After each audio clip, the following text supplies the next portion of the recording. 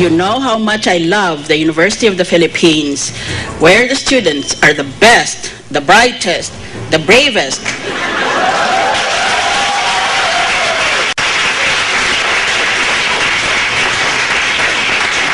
The most articulate and the most prone to self-delusion. I got a message from my friends on Twitter. Para fair ang labanan, sa susunod, magpadala tayo ng interpreter sa Miss Universe.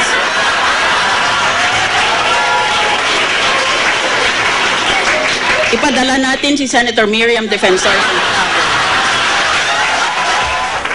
Why don't you try the following? Sana naka-off ang ilaw para tayo na lang mag-on. Nakalimutan ko ang pangalan mo eh. Pwede bang tawagin na lang kitang akin?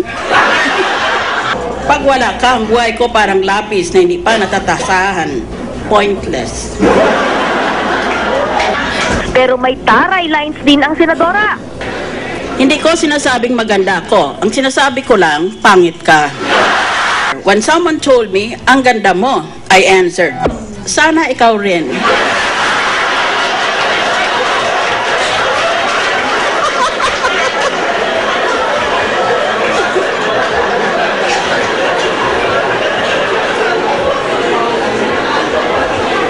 At the swimming pool, classmate 1, I'm sure lulutang ka. Remember in UP, PE is swimming.